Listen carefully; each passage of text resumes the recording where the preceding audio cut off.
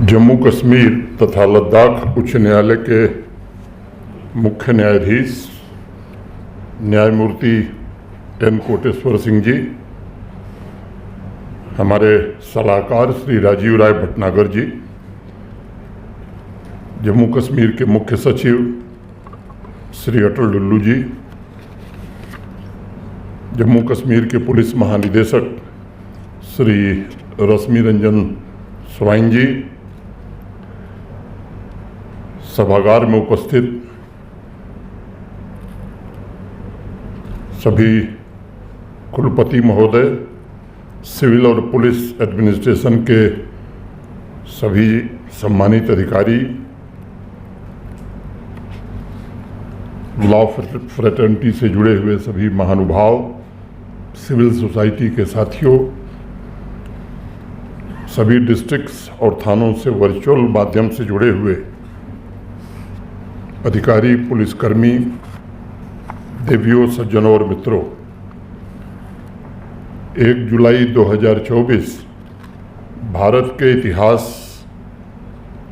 में एक बहुत ही महत्वपूर्ण तारीख हो गई है और मुझे लगता है कि आज़ादी के बाद इस देश ने जिस तरह संविधान का निर्माण किया वो अत्यंत महत्वपूर्ण दायित्व है हमारे देश के संचालन के लिए। उसी तरह ये नए कानून जो 150 वर्ष के पश्चात बने हैं वो भारतवर्ष के क्रिमिनल जस्टिस सिस्टम यानी आपराधिक न्याय प्रणाली को गुलामी की मानसिकता से बाहर निकालेंगे, कॉलोनियल माइंडसेट से मुक्ति दिलाएंगे। मैं जम्मू कश्मीर पुलिस को बधाई देना चाहता हूं। इन नए कानूनों के तहत पहली FIR आज ही जम्मू कश्मीर पुलिस ने दर्ज कर ली है। 30 जून की आधी रात से अंग्रेजों द्वारा बनाए गए कानूनों की जगह 3 नए आपराधिक कानून, जिसके बारे में पूर्व के वक्ताओं ने विस्तार से बताया है, भारतीय न्याय संहिता, भारतीय नागरिक सुरक्षा संहिता और भारतीय साक्ष्य अधिनियम लागू हो गए हैं। मैं कोई कानून का जानकार नहीं, उसके बारे में मेरे पूर्व के वक्ताओं ने विस्तार से बताया है। मैं किन परिस्थितियों में ये निर्णय करना पड़ा और इसकी पृष्ठभूमि क्या रही है, मुझे लगता है कि इसी पर मैं अपने को केंद्रित करूंगा।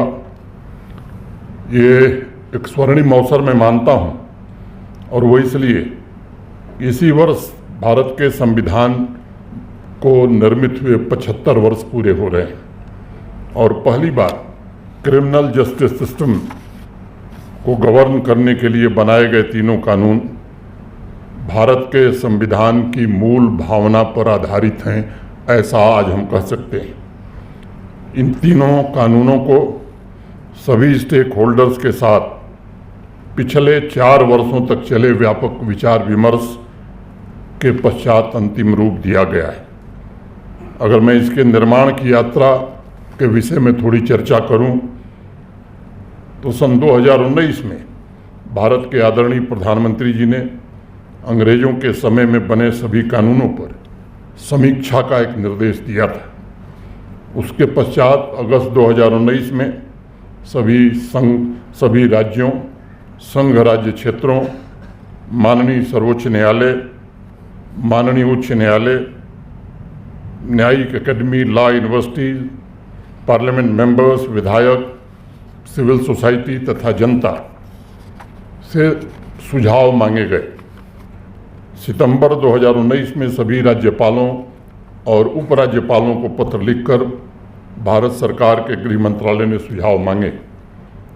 2020-2021 में भी स्टेक होल्डर से विस्तृत चर्चा हुई और कुल मिलाकर 3200 सुझाव भारत सरकार को प्राप्त हुए, जिसमें 200 के आसपास IPS ऑफिसर्स ने भी सुझाव दिए थे। उसके पश्चात परामर्श का दौर शुरू हुआ। भारत के गृह मंत्री श्रीमान अमित शाह जी स्वयं 158 ऐसी बैठकों में उपस्थित रहे हैं। इस तरह के व्यापक विचार विमर्श के आंकड़ों से स्पष्ट होता है कि न्याय, समानता और निष्पक्षता पर आधारित तीनों कानूनों के लिए राष्ट्र की विधायिका, कार्यपालिका और न्यायपालिका ने एक राय से मत दिया है। इसके लिए जम्मू कश्मीर एवं संपूर्ण राष्ट्र, मैं समझता हूं कि भारत के सम्माननीय प्रधानमंत्री का आभारी है। 2022 में लाल किले की प्राचीर से स्वतंत्रता दिवस के उपलक्ष्य में माननीय प्रधानमंत्री जी ने पूरे देश का आह्वान करते हुए कहा था कि हम सभी को गुलामी की मानसिकता और गुलामी के सारे चिन्ह इस देश से जल्द मिटाने होंगे, ताकि नए आत्मविश्वास के साथ महान भारत की रचना का मार्ग प्रशस्त हो सके। उन तीनों कॉलोनियल कानूनों से देश को मुक्ति दिलाकर मैं समझता हूं कि प्रधानमंत्री जी ने संविधान के अमृत वर्ष में संविधान के मूल तत्वों, व्यक्ति की स्वतंत्रता, मानव अधिकार, सबके साथ समान व्यवहार, न्याय और लोकतांत्रिक मूल्यों के आधार पर बनाए गए कानूनों को आज भारत लागू कर रहा है। इस ऐतिहासिक परिवर्तन के द्वारा यह सुनिश्चित किया गया कि अंतिम व्यक्ति तक न्याय कैसे पहुंचेगा। हमारी संस्कृति में कहा गया है, न्याय मूलम सुराज्यम स्यात्, अर्थात न्याय सुशासन या सुराज का मूल तत्व होता है। भारत के प्राचीन न्यायविदों महर्षि वेदव्यास, याज्ञवल्क्य, कात्यायन, बृहस्पति तथा चाणक्य ने न्यायिक प्रणाली और विधिक प्रक्रिया का विस्तार से हमारे ग्रंथों में वर्णन किया है। न्यायिक प्रणाली पर प्राचीन विद्वानों के दर्शन का जो निचोड़ है, और वो है न्याय और नागरिकों के अधिकारों की रक्षा किसी भी शासन में ये सर्वोपरि होनी चाहिए। न्याय सर्वोपरि है और उसके मूल्यों की रक्षा और उसके चारों प्रकारों, सामाजिक, आर्थिक, राजनैतिक एवं कानूनी का संरक्षण, यही सुराज का परम लक्ष्य होना चाहिए। माने गुड गवर्नेंस का यही गोल होना चाहिए। न्याय से ही दंड की उत्पत्ति होती है, ताकि लोगों के अधिकारों की रक्षा हो तथा दंड के द्वारा भविष्य के अन्याय को रोका जा सके। हमारे यहाँ अथर्ववेद में कहा गया है, स्वस्य ममात्मन जनपद दुर्ग कोष दंड मित्राणि प्रकृत्य। उसी प्रकार सर्वोच्च न्यायालय के लोगों में जो अशोक चक्र बना हुआ है, जिसके नीचे महाभारत का एक श्लोक लिखा है, यतो धर्मः ततो जयः, यानी जहाँ धर्म है वहीं विजय है। जस्टिस शांति स्वरूप धवन ने न्याय दर्शन और न्याय शास्त्र के प्राचीन ग्रंथों के अध्ययन के उपरांत लिखा था कि किसी भी राष्ट्र की तुलना में प्राचीन भारत में न्यायपालिका की क्षमता, ज्ञान, निष्ठा, निष्पक्षता और स्वतंत्रता के मानक उच्चतम रहे हैं और उन्हें आज तक पार नहीं पाया जा सका है। इलाहाबाद हाईकोर्ट के 100 वर्ष पूरे होने के अवसर पर 1966 में एक स्मारिका का प्रकाशन हुआ था। उस स्मारिका में जस्टिस धवन का एक लेख छपा था, जिसमें उन्होंने लिखा था कि भारत के विधि शास्त्र की उपेक्षा सही नहीं है। सर्वोच्च न्यायालय के पूर्व chief justice Shri N V Raman ji ने कानूनी प्रणाली के भारतीयकरण पर बल दिया था। सुप्रीम कोर्ट के ही पूर्व जस्टिस श्री अब्दुल नज़ीर ने कहा था कि कॉलोनियल कानूनों को समाप्त करके भारत के महान कानूनी दिग्गजों की परंपराओं को जल्द से जल्द इस देश में अपनाने की आवश्यकता है। इसलिए मुझे खुशी है और गर्व है कि आज भारतीय न्याय संहिता की भावना पर आधारित कानून को लागू करके भारतवर्ष एक निष्पक्ष, पारदर्शी और उत्तरदायी प्रणाली के प्रति अपनी प्रतिबद्धता को दोहरा रहा है तथा न्याय के लिए एक नए विजन को भी अपना रहा है। यह विजन एक ऐसे समाज की हमारी सामूहिक आकांक्षा पर आधारित है जहां न्याय सभी के लिए सुलभ हो, जहां कानून का शासन कायम हो और जहां हर व्यक्ति की गरिमा बरकरार रखी जा सके। हमारे देश के संविधान ने न्याय संगत, निष्पक्ष और स्वतंत्रता तथा बंधुत्व के सिद्धांतों पर आधारित कानून पर सदैव बल दिया है। इसलिए अगर इन कानूनों के विवरण में हम जा कर के देखेंगे तो यह स्पष्ट रूप से हमें नजर आएगा कि यह दमनकारी कॉलोनियल ढांचे से हटकर सभी के लिए न्याय और समानता सुनिश्चित करता है। मुझे स्मरण है दिसंबर 2023 में देश की संसद में जब इन कानूनों से संबंधित विधेयक पर चर्चा हो रही थी तब अनेक माननीय सदस्यों के इसकी आवश्यकता पर सवाल उठाए थे और उस समय भारत के गृह मंत्री श्री अमित शाह ने उनका संदेह दूर करते हुए कहा था कि अंग्रेजों ने अपने शासन को बनाए रखने के लिए ये कानून बनाए थे। यानी इसका मुख्य उद्देश्य था गुलाम प्रजा को गवर्न करना ताकि अंग्रेजी राज इस देश में सुरक्षित रह सके। मैंने संविधान सभा की कार्रवाई पढ़ी है। 3 जून 1949 को जब राष्ट्र के नीति निर्माता संविधान सभा में राष्ट्र के उज्जवल भविष्य के लिए संविधान पर चर्चा कर रहे थे तब एक सदस्य पंडित ठाकुरदास भार्गव ने कहा था कि जब हम इस देश के लिए एक नवीन संविधान का निर्माण कर रहे हैं तब हम ऐसी व्यवस्था हमें करनी चाहिए जिससे आम लोगों के प्रति सभी मामलों में न्याय हो सके। एक दूसरे सदस्य प्रोफेसर सिब्बनलाल शर्मा ने कहा था कि वर्तमान न्याय प्रणाली यानी जो अंग्रेजों ने बनाई थी उसे तुरंत बदल दिया जाना चाहिए और उसके स्थान पर एक ऐसी न्याय प्रणाली स्थापित करनी चाहिए जिससे लोगों को न्याय प्राप्त हो सके। संविधान सभा के ही एक अन्य सदस्य डॉक्टर पीके सेन ने कहा था कि भारत की स्थिति में इंग्लैंड का अनुसरण नहीं करना चाहिए क्योंकि उन्होंने शासन के लिए दमन की नीति को अपनाया था। लेकिन ये सच है कि उस बदलाव की प्रक्रिया में काफ़ी देर हुई। 7 दशक पश्चात आखिरकार क्रिमिनल जस्टिस सिस्टम को गवर्न करने वाले कानूनों में हमारे संविधान की भावना का समावेश हो सका और हम सब इसके गवाह बन सके। ये हम सब का सौभाग्य है। भारतीय न्याय संहिता ने आज 1860 के आईपीसी को रिप्लेस किया है। इसका फोकस जैसा स्वाइन साहब ने बताया रेस्टोरेटिव जस्टिस और विक्टिम के अधिकारों पर केंद्रित है। यह कानून केवल दंड पर फोकस न करके पुनर्वास और समाज में पुनः एकीकरण पर ध्यान केंद्रित करता है। मैं ये बताना चाहूँगा कि इसका उद्देश्य अपराध के मूल कारणों को एड्रेस करना है और अपराधियों को सुधार करने और समाज में सकारात्मक योगदान देने का अवसर भी प्रदान करने का है। इसी प्रकार भारतीय नागरिक सुरक्षा संहिता ने अब क्रिमिनल प्रोसीजर कोड ऑफ 1973 को अब रिप्लेस किया है जिससे त्वरित एवं निष्पक्ष ट्रायल सुनिश्चित किया जा सकेगा। इस नए कानून के माध्यम से ऐसे मेजर्स इंट्रोड्यूस किए गए हैं ताकि जस्टिस डिलीवरी सिस्टम में देरी समाप्त हो सके। Justice is not only done but seen to be done on time. भारतीय नागरिक सुरक्षा संहिता पब्लिक सेफ्टी सुनिश्चित करते हुए अभियुक्तों के अधिकारों की सुरक्षा पर भी बल देता है। तीसरे और अत्यंत ही महत्वपूर्ण कानून भारतीय साक्ष्य अधिनियम ने इंडियन एविडेंस एक्ट ऑफ 1872 को रिप्लेस किया है तथा एविडेंस कलेक्शन और न्याय प्रक्रिया में उसके उपयोग को कैसे आधुनिक बनाया जाए।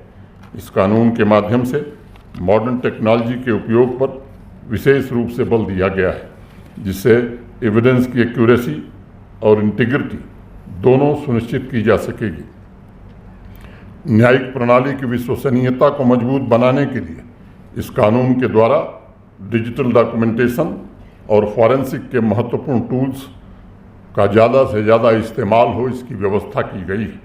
व्यक्तिगत स्वतंत्रता और मानवाधिकारों पर आधारित ये तीनों कानून अधिक मानवीय और न्यायपूर्ण व्यवस्था में आदर्श बदलाव को दर्शाते हैं। मित्रों, 150 वर्षों से चले आ रहे कानूनों में जिस प्रकार रिफॉर्म करके गुलामी के चिन्हों को मिटाया गया है और समाज के कमज़ोर वर्गों की रक्षा की व्यवस्था की गई है, वह मैं समझता हूँ कि भारत के प्रधानमंत्री जी की सभी के लिए न्याय की प्रतिबद्धता का एक जीवंत प्रमाण है। यह तीनों कानून हमारी सांस्कृतिक और ऐतिहासिक जड़ों को सशक्त बनाते हुए आधुनिक समय के साथ आगे बढ़ने और भविष्य की चुनौतियों से प्रभावी तरीके से निपटने की हमारी प्रतिबद्धता को भी दर्शाता है। ये सच है कि अंग्रेजों ने जब कानून बनाया था तो वह दंड केंद्रित था, न कि वह न्याय केंद्रित था। ये तीनों कानून दंड केंद्रित न होकर न्याय केंद्रित हैं और विक्टिम के अधिकारों की सुरक्षा और मानवीय गरिमा को भी सुनिश्चित करते हैं। मैं एक और महत्वपूर्ण तथ्य की ओर आप सबका ध्यान आकृष्ट करना चाहूँगा। आज़ादी के पश्चात पहली बार क्रिमिनल जस्टिस सिस्टम में आतंकवाद की व्याख्या करने का काम भारतीय न्याय संहिता कानून ने किया है, जिसका जिक्र अभी स्वाइन साहब ने किया था। उसे ऐसे कृत्य के रूप में परिभाषित किया गया है जिसका उद्देश्य देश की एकता, अखंडता और सुरक्षा को खतरा पहुंचाना है, आम जनता को डराना या सार्वजनिक व्यवस्था को बिगाड़ना है। जिस कृत्य से स्थानीय स्तर पर शांति भंग हो सकती है उसे आतंकवाद माना गया है।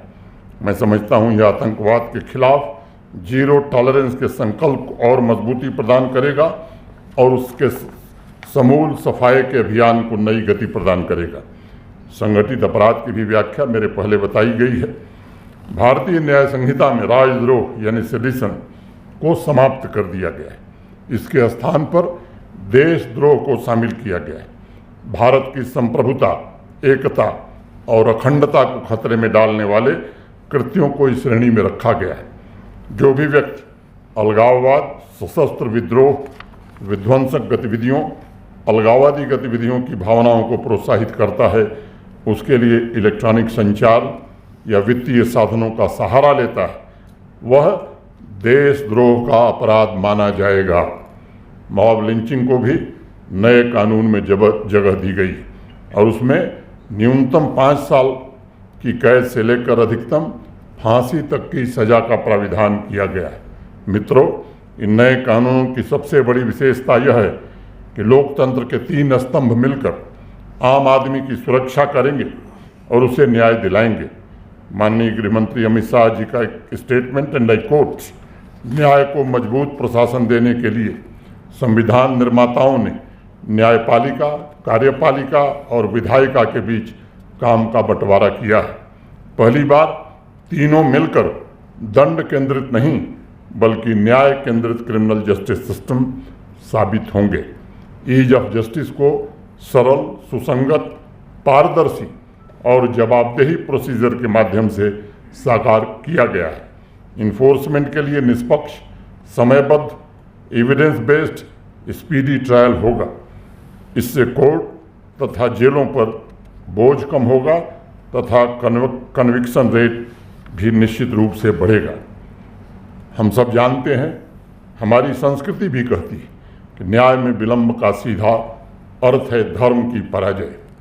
और हमारे शास्त्रों में कहा गया, कात्यायन स्मृति, इसका एक श्लोक है, न काल हरण कार्यम राजा साक्षी प्रभाषणे महान दोषो भवेत् काल धर्मव्यावृत लक्षण। अर्थात गवाहों की जांच करने और मुकदमों का फैसला करने में विलंब नहीं होना चाहिए, क्योंकि न्याय में विलंब का परिणाम निश्चय ही धर्म की पराजय है।